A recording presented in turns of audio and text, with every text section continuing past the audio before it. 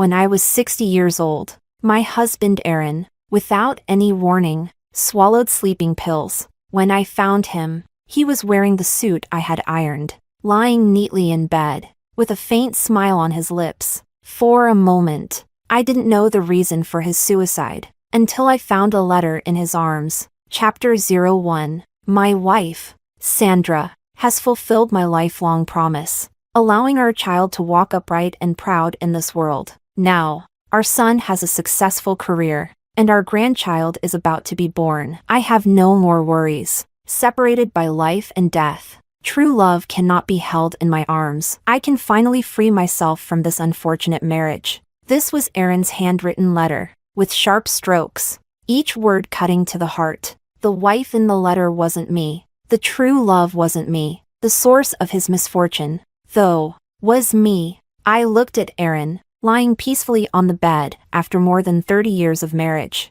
It seemed I never really knew him. I gave up most of my life for him, raised his son with my own hands. He was fulfilled, without regrets, and now he was dead, not even bothering to pretend. At 60, I suddenly discovered I had been deceived for half my life. I had become a joke. Chapter 02. I should have realized it long ago. The lack of love could be seen in every detail of our marriage. Aaron, claiming to be a germaphobe, slept in a separate room, with separate tableware. Except for conversations about our son, he never cared about my affairs, nor did he share his daily life with me. Later, when he had issues in that department, our physical relationship ceased altogether, but I never dared to complain, because I had a malformed uterus. I couldn't conceive, leaving Aaron without a biological child. In those days, a woman like me, who couldn't have children, being beaten,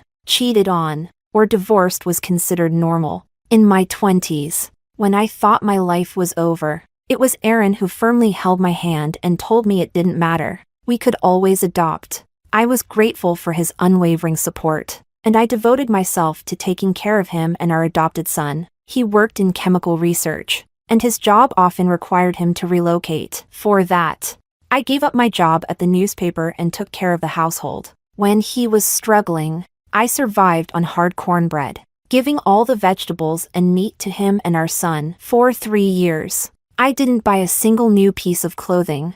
To this day, they both still think I enjoy eating coarse grains, don't care for meat, and prefer wearing old, soft clothes, finding joy in mending them. Sometimes I did feel wronged, but thinking about what I owed Aaron, I could only sigh quietly. In my heart, I always held on to a small hope that when we grew old, we would live harmoniously with our children around us. But after enduring for so long, what I waited for was Aaron's freedom. I wanted to scream and cry. I wanted to yell and curse, but the weight of half a lifetime was too heavy, pressing down on me, making it hard to breathe.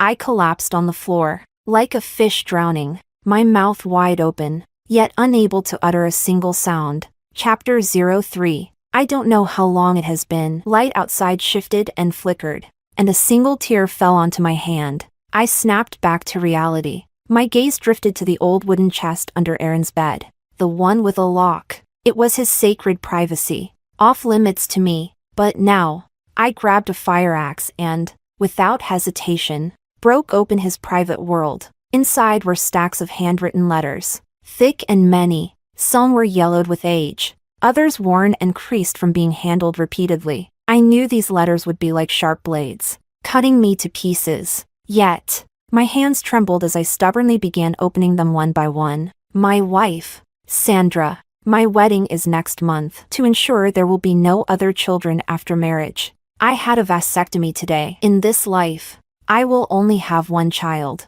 Luis, my wife, Sandra, forgives me for being with another woman. To be honest, it disgusted me, and I almost couldn't go through with it. I had to keep telling myself it was all for Luis. I must endure this for him. My wife, Sandra. I'm really fed up with Diana. Thankfully, I came up with a good solution. I told her I have a cleanliness obsession, so we sleep in separate rooms and use separate tableware. Only then can I bear to live with her. My wife, Sandra. It's been a year since I got married, and Diana still can't get pregnant. I arranged for a doctor to give her proof of infertility. She's too ashamed to face it. Soon, I'll suggest we adopt a child. My wife, Sandra. Great news! Our son has successfully been brought home. My wife, Sandra. Today I hurt myself. I smashed my genitals. Staying loyal to you. My wife, Sandra. My wife,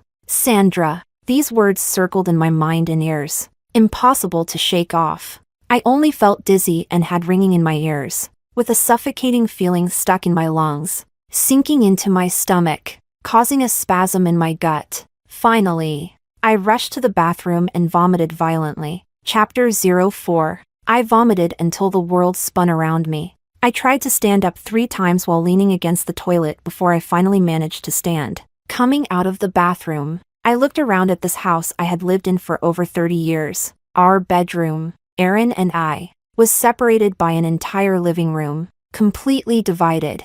The dining table, which hadn't been tidied up, had mismatched dishes for the family, with each person's belongings strictly separate. Because Aaron claimed to be a germaphobe, our son followed suit once he was old enough to understand. Gradually, everything in our family became individually assigned, even the couch. No one ever touched anyone else's things. Once, I was so tired that I sat down on Aaron's couch, and he flew into a rage, so angry that he refused to eat dinner. I had to comfort him for hours and even take off the couch cover to wash it before he calmed down. Even today, when I found Aaron dead, I stood by the door for 5 minutes, calling him repeatedly, but he didn't wake up. I had no choice but to go in. Without realizing it, I had almost become the most boundary-conscious housekeeper in this home. At that moment, my phone rang. My daughter-in-law's pained voice came through. "Mom, I asked you to go home and get the bottle warmer.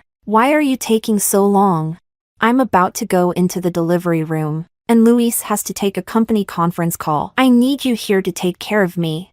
Hearing her labored breathing, I felt a pang of sympathy. I opened my mouth several times before I could utter a hoarse voice. "Mom will be back soon. Hang in there. Don't be scared." After hanging up, my foggy mind cleared up a lot. I reminded myself that I am still a mother-in-law. Today is my daughter-in-law's delivery day, a big event. How can I let past entanglements from the older generation affect the children? Even if my adopted son is Aaron's illegitimate child, it's not his fault. How could he know that his father was such a two-faced man?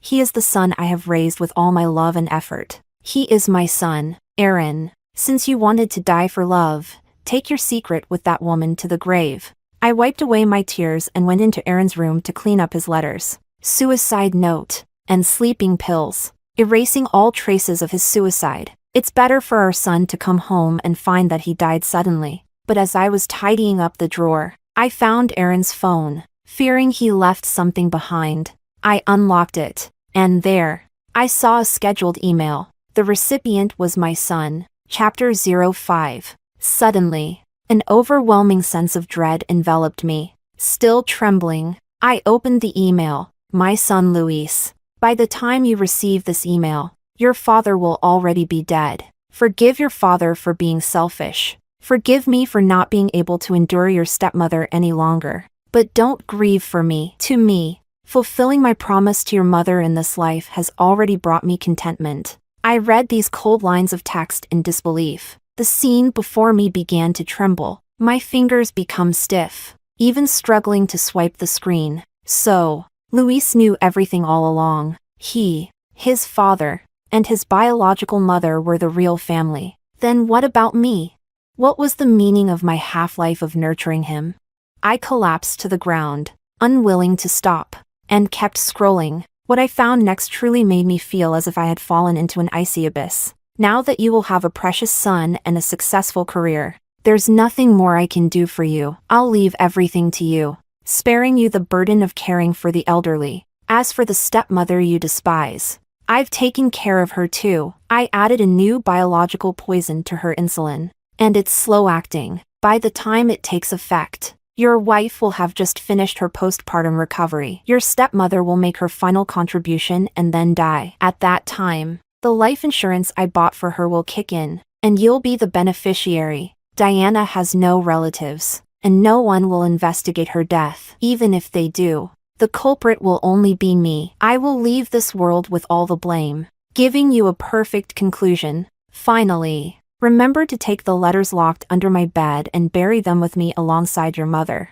Chapter 06. In the scorching summer heat, a coldness rose from the soles of my feet, freezing me in place. It felt like my ears were in a vacuum, nothing could be heard. Suddenly, I remembered how, on Louis' birthday every year, both father and son would disappear for the entire morning. I recalled how, when Louis was little and ran away after I disciplined him, crying and shouting that he wanted to find his biological mother, I was the one who searched for him all night in the pouring rain. I thought of the time my daughter-in-law bought a bouquet of white chrysanthemums but couldn't explain clearly who they were for. Memories flashed through my mind like a revolving lantern. My thoughts were in chaos, yet I had never felt so clear-headed. After a long pause, I controlled my freezing body. Calmly, I found my medicine box, took out the tampered insulin, and replaced it with a new box to avoid suspicion. I took pictures of Aaron's suicide note, letters, and messages, then placed everything back where it was. I took the house deed, bank book, and all the jewelry. Finally, I even noticed Aaron's faint breathing. He wasn't dead yet. A cold smile played on my lips. I quietly closed his door and let him die. Chapter 07. Carrying Guilt and Wealth. I wandered like a zombie into the hospital. First, I went to the hematology department. The blood test results came out quickly: mild poisoning, causing a drop in platelet levels, but nothing fatal. Next, I went to the gynecology department to check on my uterine issues. Just after finishing my checkup, I ran into Louis. He seemed to be on a work call, casually walking over from the gynecology department. When he saw me, his irritated expression reached its peak. Rudely, he pointed at me, then gestured toward the delivery room, using his chin to impatiently urge me forward. It turns out that once you're clear-headed, you can see many things clearly. In the past, seeing him in his suit, always busy, I felt proud of him, and genuinely worried and empathetic for him. Afraid of holding my child back, I willingly made sacrifices for him. But now, looking at how he treated me like a servant, thinking about all the things he hid from me, and how Aaron casually talked about poisoning me, I felt nothing but coldness in my heart. I ignored him and sat quietly on the bench, waiting for my test results. Louis's expression looked like he had swallowed a fly. He quickly ended his call and walked briskly over to me, rudely pushing me. "Mom, what's going on with you? Today is the day your daughter-in-law is giving birth, and instead of waiting in the delivery room, you're here in the gynecology department?" Chapter 08. I brushed off the spot where he touched me with disdain. "Of course. I'm here for a checkup." Louis rolled his eyes. "Mom, stop it. You're almost 60. Why are you even going to the gynecology department?" "Just because I'm 60. I can't go to the gynecologist? Just because I'm 60. I'm no longer a woman? You hear your mom is getting a checkup, and you don't even ask if I'm feeling unwell?" I felt a surge of frustration, and by the end, my voice cracked, filled with emotion. I remembered when Louis was 8 years old and got pneumonia, with a fever that wouldn't break. To take care of him, I stayed by his side day and night, without undressing, without sleeping properly for 2 weeks. I even missed the last chance to see my father before he died. Later, when Louis began to recover, I wanted to go back to attend my father's funeral. But Aaron, claiming he couldn't leave work, left our son in my care. I planned to take Louis with me to the funeral, but he was so delicate, unable to endure the bumps of the train ride. In the end, we didn't even leave the province and returned home. My brother was furious, and he cut ties with me, calling me an ungrateful daughter. He cursed me, saying I was abandoning my own family to raise someone else's child, and that one day I would face retribution. His words became prophecy. Thinking of the past, I lashed out at Louis with a raised voice. "Did I treat you with this kind of attitude when you were sick as a child?" I spoke loudly. People in the hospital cast disapproving looks our way. Louis, always concerned about appearances, cleared his throat and softened his tone. "Mom, You know that's not what I meant. It's just that your daughter-in-law is about to give birth. And I'm anxious. We can't manage at home without you. Can't manage without me? Yes. When they need a housekeeper, they can't do without me. After all, Aaron is busy with academics. Luis has his business meetings. And the in-laws are vacationing in the Maldives. I'm the only one left to serve. But what about after?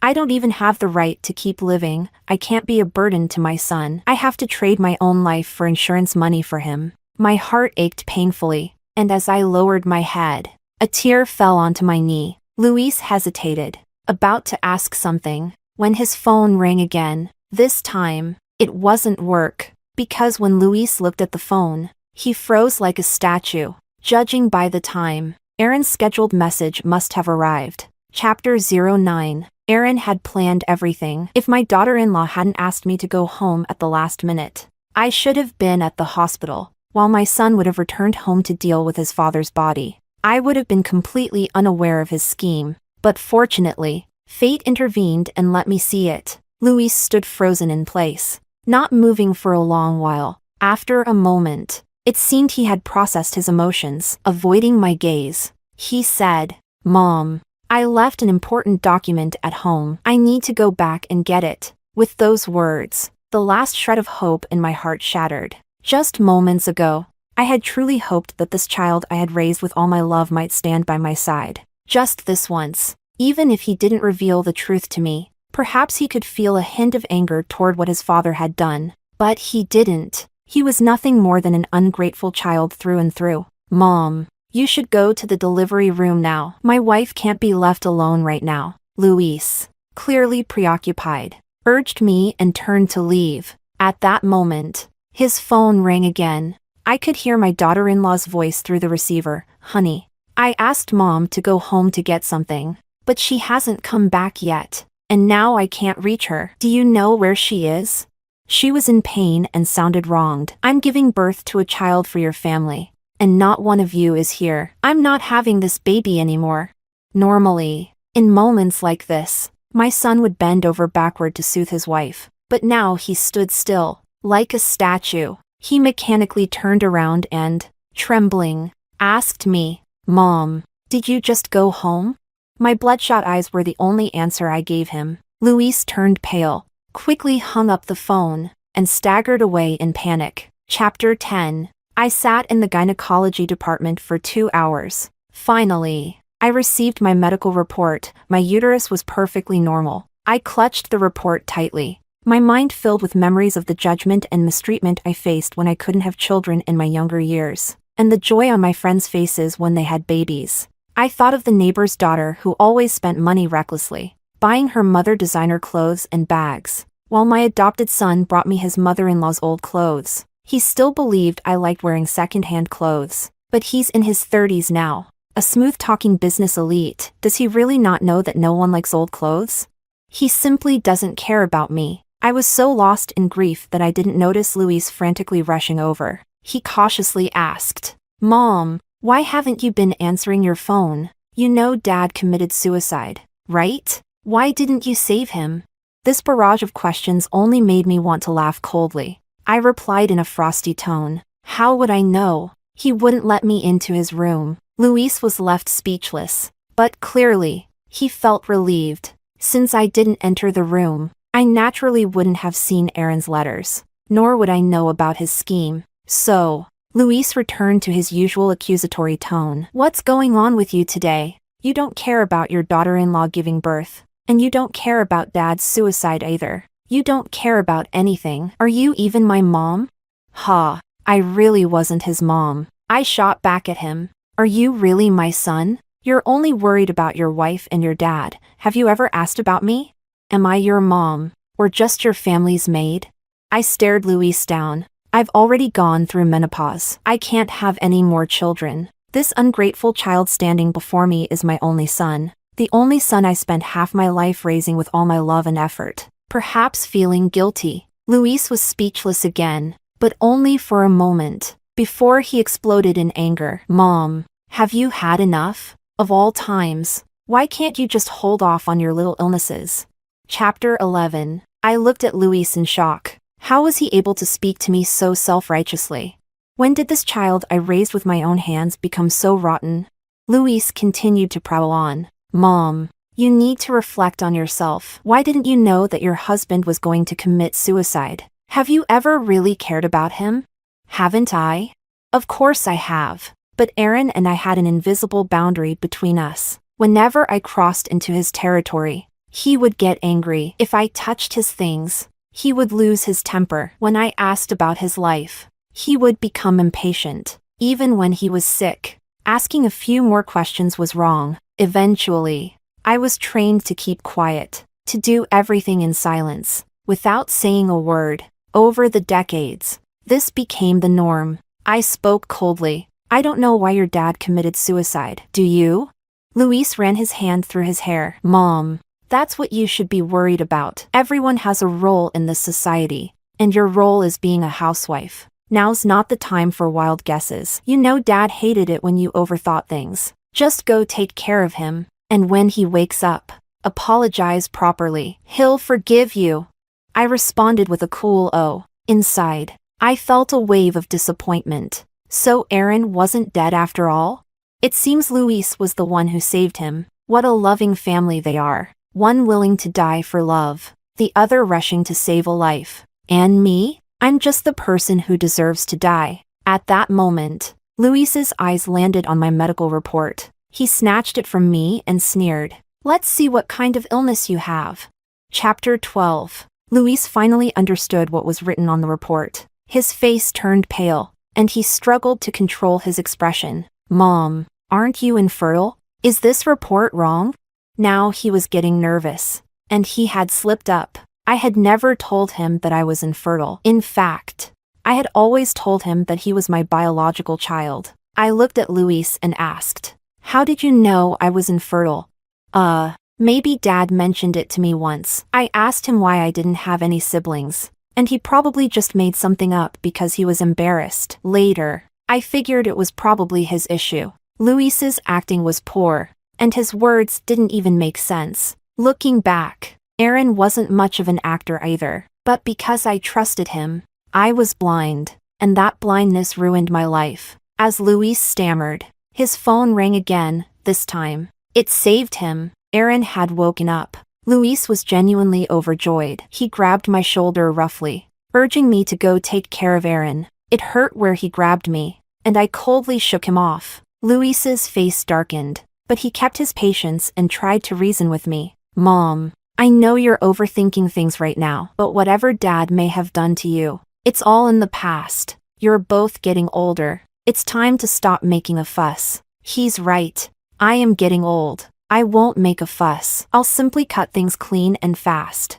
Seeing that I wasn't responding to his soft approach, Luis tried the hard one. His tone carried a warning. Mom, I suggest you stop acting up. You'll still need Dad to take care of you in the future. If you don't show up now and Dad gets angry and divorces you, I won't have anything else to say. With that, Luis stormed off in anger. Chapter 13. The events of the afternoon had passed, and I had calmed down. I may be 60, but I am not without resources. Half of the property Aaron intended to leave to his son belongs to me. I gathered all the family assets, including Aaron's personal property. Then I called my nephew. Aaron didn't know that I had kept in touch with him all these years. Although my brother cut ties with me, I still followed their family's situation. Back then, when my brother injured his leg and couldn't afford to send his son to school, I sold my jewelry to cover his tuition fees. Coincidentally, my nephew was admitted to a university in my city. For those 4 years of college, I secretly worked as a cook for other families, earning money to support my nephew. Without Aaron knowing, my nephew is a grateful man, and he always remembers to greet me during the holidays. However, since Aaron didn't like visitors at home, I only saw my nephew a few times outside. Now, my nephew has become a well-established lawyer. I called him and told him everything. He was silent for a long time. Then, through gritted teeth, he said, Auntie, don't worry. I'll help you fight for your share of the assets, and I'll make sure those wicked people end up in jail. Hearing the concern in my nephew's voice, I silently shed tears. I had finally received genuine care. Only now did I realize how pitiful it was to rely on the occasional token gestures of concern from people like Aaron and Luis, which I had to endlessly work for. How foolish I had been, distancing myself from my true family for the sake of that rotten father and son, my own blood relatives. True to his word, my nephew arrived at the hospital an hour later. He first took me to the forensic department, where we submitted the poisoned insulin for testing. Then he took me to the notary office to officially divide the marital property. After a busy afternoon, my nephew took me out for dinner and insisted I come back to his place. I told him I wanted to go home one last time. He tried to dissuade me. Auntie, you shouldn't go back. That place is a den of vipers. What if Aaron tries to harm you again? I shook my head. There's one last thing I need to confirm. Chapter 14. As a mother, I still held on to a sliver of hope for Luis. If he secretly swapped out the poisoned insulin, showing even the slightest bit of care for me as his mother, I would have forgiven him. After all, he is the child I raised with my own hands. My nephew, feeling helpless, had no choice but to accompany me. When we arrived at the door, we heard voices inside. My nephew quickly stopped me and motioned for me to stay quiet. I copied him and pressed my ear against the door. Aaron had come back. Father and son were talking. Aaron's voice was weak, barely more than a whisper. I told you someone had tampered with my will, but you didn't believe me. Now look. Even the box under the bed has been pried open. Diana must have entered my room. My will is fine, but the letters in that box contain too much information. Diana knows too much. Luis sounded anxious. Dad, why did you have to write everything down in the will? This isn't the old days anymore. Who still writes letters by hand? Aaron coughed a few times in frustration. What do you know, you brat? Do you even understand the kind of relationship your mom and I had? If I hadn't loved your mother my entire life, do you think you'd be where you are today? Besides, your wife was supposed to be at the hospital with the baby. How was I supposed to know she would send Diana back home? Luis's voice softened. It was an accident, I admit. But Dad, wasn't this all because you tried to hide your plan to die for love? You only ever think about Mom. Have you ever thought about me? Luis's voice grew choked with emotion, and Aaron's voice followed suit, both of them crying as if they were the victims. I felt disgusted listening to them. If it weren't for my nephew gently patting my back to calm me down, I might not have been able to hold it together. After the father and son finally finished crying, Aaron suddenly asked Luis a question. Did you destroy the poisoned insulin? When I heard that, my heart jumped. Chapter 15. Luis sounded irritated. Dad, you arranged the whole insulin thing so perfectly. Why would I destroy it? You sent the email to me. Diana doesn't know anything about it. We'll just keep letting her use the poisoned insulin, and when she dies, we can split the compensation money. She's taken my mother's place for all these years. It's time she paid the price. Hearing such cruel words from Luis, I felt a chilling cold run through my body. How could the son of such a beast be anything but a monster himself? At that moment, I knew I had completely lost hope for this father and son. Inside, Aaron was silent for a moment before speaking. You're right. Diana is just a housewife. I overestimated her. I always knew she was curious about what was in my box. So what if she's seen it now? I deceived her, but I also provided for her all her life. Even if she regrets it, can she turn back time? She can't survive without me now. She'll just throw a tantrum. But once she accepts her fate, everything will be fine. Luis, still worried, said, but Dad, I think Diana's attitude is different this time. She didn't care about whether you lived or died.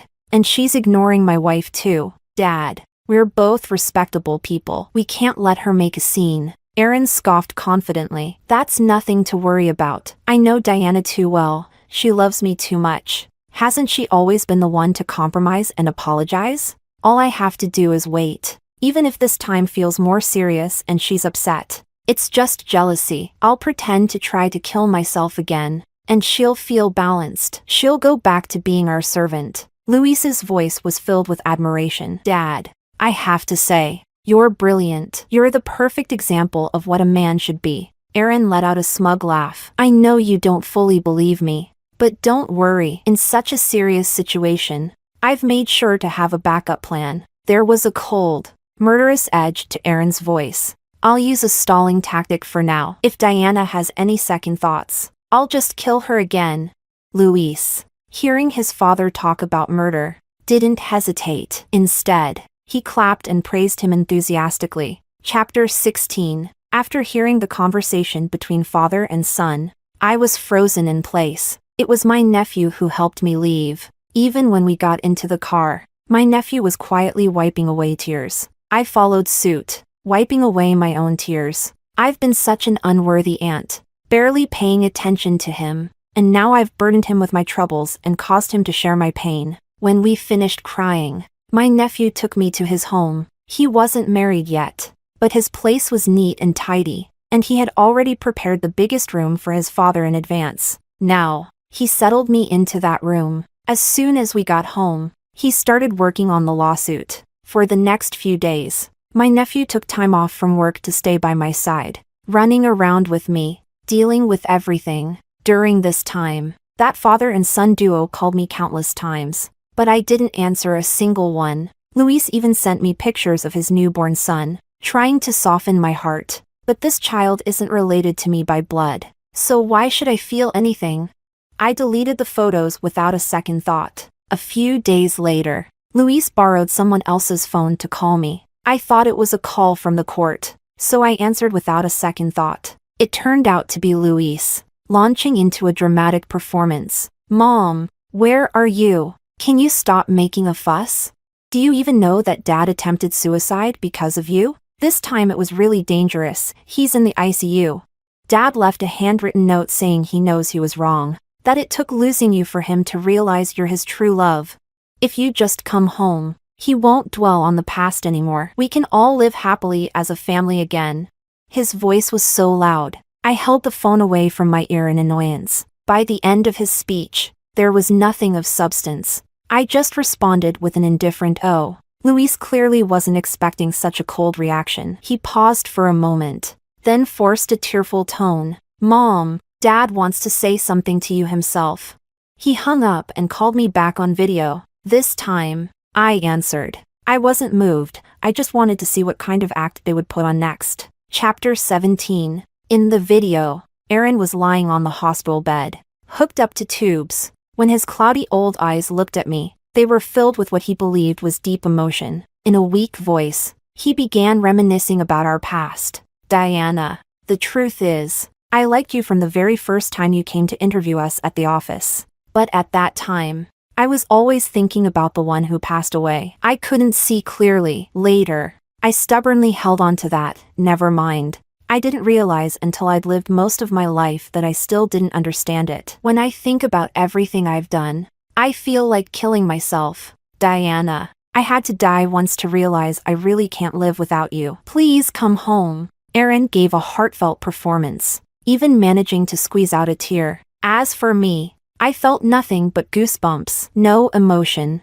I thought to myself, if you don't watch years of soap operas, you can't come up with lines this cringeworthy. 60 years old, still talking about love. This old man hasn't learned a thing in life. I wanted to say something, but my nephew had advised me not to startle them before we officially filed the lawsuit. So I stayed quiet, watching him perform intently. When Aaron ran out of lines, he finally realized that I wasn't moved at all. His cloudy eyes shifted, and suddenly, he leaned closer to the screen. In a cold, eerie voice, he asked, Diana, where are you right now? I want to see you one last time. The murderous intent in Aaron's eyes flickered through the screen, and I could feel it clearly. Startled, I quickly hung up the phone. That night, I had nightmares about Aaron and Luis, both wielding knives and cornering me, stabbing me again and again with vicious fury. Even when I woke up the next morning, my mental state was poor.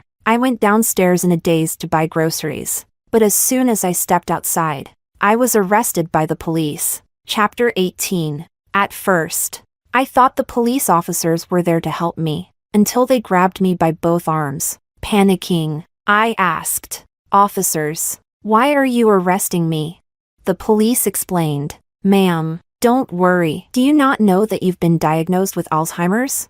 We received a report from your husband and son, saying you've been deceived and ran away with all the family's assets. It took us a lot of effort to find you. Don't worry. We'll take you back to your family now. I hurriedly tried to explain. I'm not sick. I left on my own. I want a divorce. Ma'am, people with the disease often don't realize they have it. Your son has already submitted your diagnosis, confirming that you have Alzheimer's. Of course. Another diagnosis. Aaron and Luis were up to their old tricks again. Had they not done enough already, accusing me of yet another illness?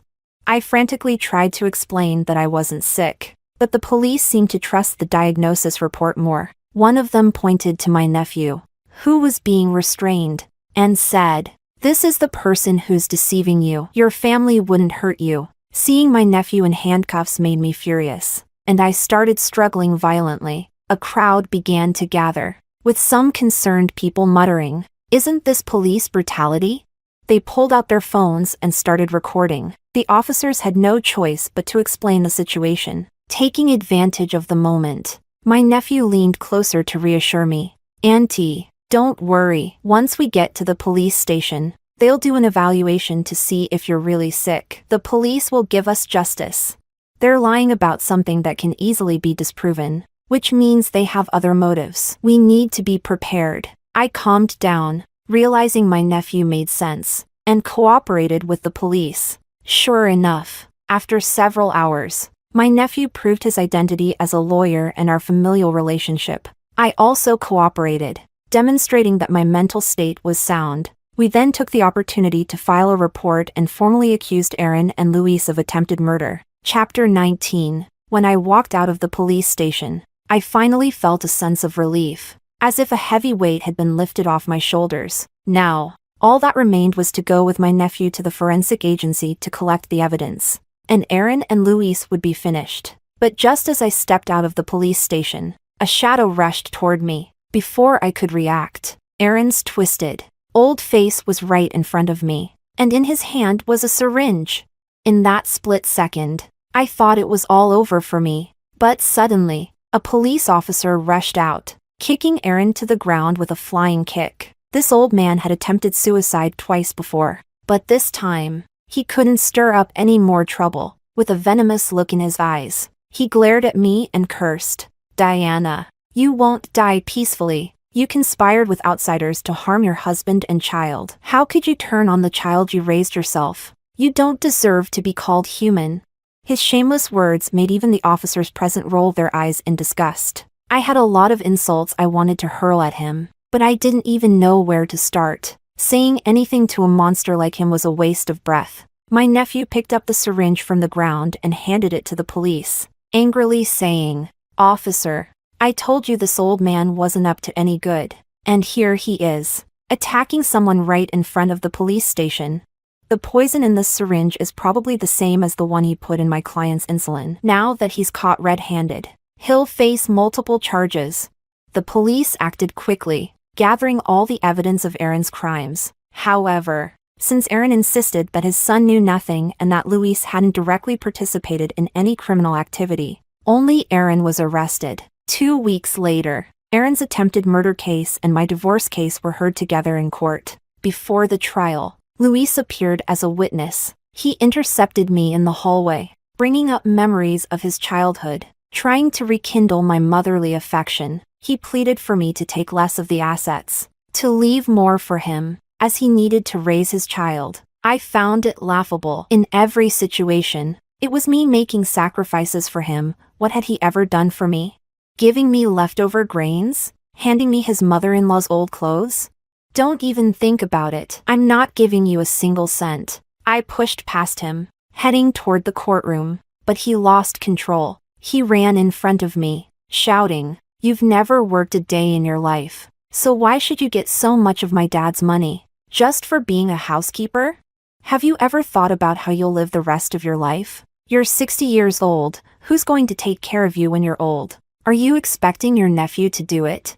Chapter 20. To this day, seeing Luis thrashing around in rage, I no longer feel any heartache. I only feel like laughing coldly. So what if I'm 60? It's never too late to turn things around. With all the evidence in place, Aaron's sentencing was without suspense. Forgery of medical documents, attempted murder, insurance fraud, and malicious deception, the combined charges earned him 30 years in prison. He'll die there, an old man in a cell. The judge also granted my divorce on the spot, since Aaron was at fault, and most of the assets were awarded to me. After the trial, Luis chased me down the street, screaming insults. It was nothing more than the same old complaints about me stealing what was rightfully his. I didn't hold back. Following my nephew's advice, I posted all of Luis's wrongdoings online. Luis's reputation quickly crumbled, and he lost his job. His wife left him, taking their son with her. As for me,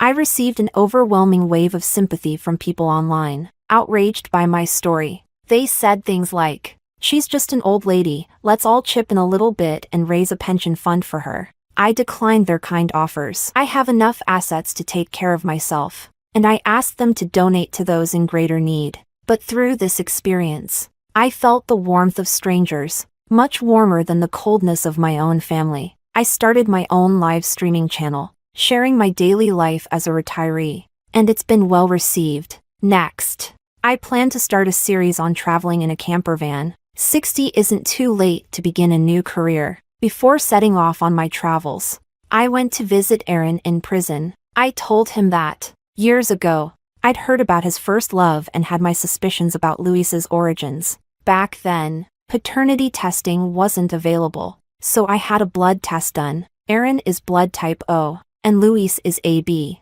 They could never have been father and son. Aaron was the one who had been deceived his entire life. Aaron's pale lips trembled for a long time, and as he stood up, he coughed up a mouthful of blood. He muttered, Sandra, you've deceived me so bitterly." I didn't look back. As I walked out of the prison and into the sunlight, I chuckled. I lied. It seems that, compared to his supposed true love, he trusted me, the one who had been a fool for so long. More deception, after all, only requires belief. No matter how absurd the lie, it can be taken as truth if the listener believes it.